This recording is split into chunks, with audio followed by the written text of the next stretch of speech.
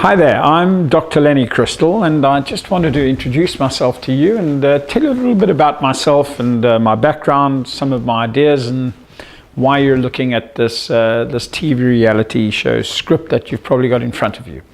Well, I was born in South Africa. You can probably hear that from my accent, all those years ago.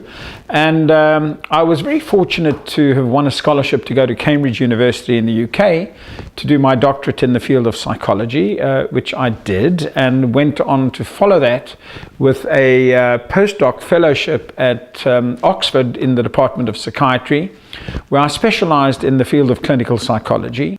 I decided that what my passion was to actually translate the fruits of my field for the benefit of a general audience. And I decided to set up a publishing/packaging group in the UK.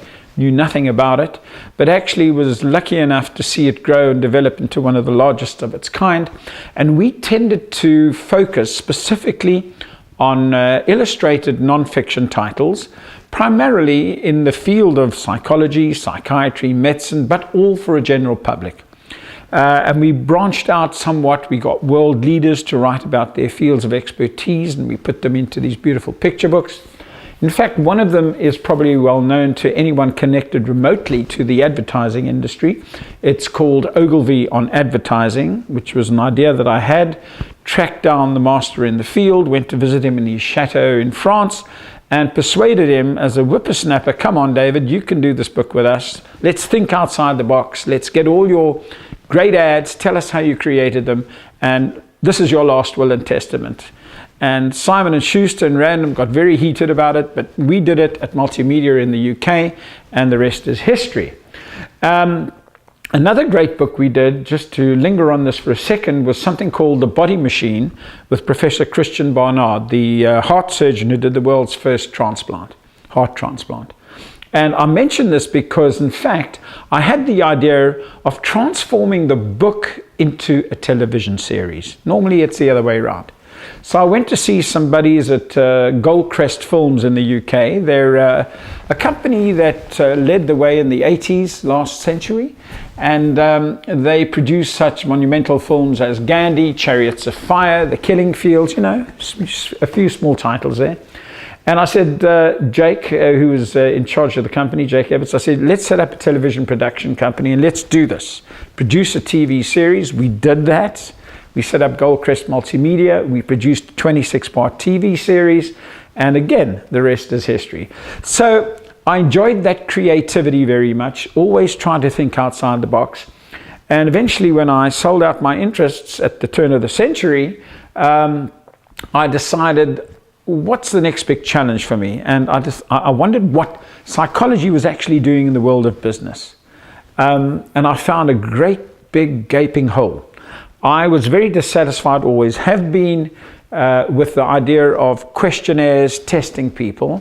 I figure, you know, if you're half smart, you can figure out exactly what they're trying to get from you. So why don't I come up with a series of games, interactive assessments, where people don't know what they're being tested on. They're having fun. But if we can validate these scientifically, we can find out not just a lot about you, we can help train you to become better. So I set up this latest venture that I've got called Cognassess, which I co-founded with a friend of mine, Chris Butt. We worked together on this in the UK, started in about 2003, 2004, when we were called up to work with the England rugby team, the national squad. And we worked with the players to see whether we could actually improve their speed of reaction time, their decision making on the field, their concentration, their focus of attention. And it was a fantastic experience in my life. I'm a rugby nut anyway. And lo and behold, England went on to actually win the World Cup. The score, 2017. England had won the Rugby World Cup for the first time in their history. Really enjoyed playing with the team, and off the field and on. And I learned a great deal from that experience. I brought that experience now into the current situation where I want to use that whole background that I've had and create a reality TV show which incorporates the whole idea of you finding out who you are and what your potential is. I worked up an idea called The Headhunter. For the USA, I've retitled it called Diamond in the Rough. You can call it Top Guns. There was a company in South Africa who wants to do this, they want to call it Top Guns. The idea essentially being that people come into Lenny's lab, they live in the house together, they don't know what this is all about. They get put through their paces. There are a lot of online games and fun that they do. But primarily we also have candid camera type situations where they get put through their paces and they don't know they're actually going through any testing kind of situations. So for instance, one or two quick ideas. Somebody comes into my office and I'm talking to one of the candidates in the house. The idea being that at the end of the series, the winner gets a top job being offered by a captain of industry, and it's a knockout sort of on the way. And this young lady sitting in my office, and I'm talking to her, and then the phone rings, and I say, hang on a moment, I've got to get up, take a call, I leave, and of course on my desk is a folder with her name on it. And what's she going to do? Is she going to sit there and ponder it and think, well, maybe, maybe not. So she opens it up and she sees Lois has got fantastic potential. I think she's going to make the cut. But in summary, I think she lacks a certain expressiveness, a certain kind of friendliness, a personality, so that actually if she were to use her, if she brought this out much more, then I think the judges are going to find it much more attractive. Now, if she opens it up and sees all of that, what's she going to do? Our cameras in the house that are hidden are going to follow her.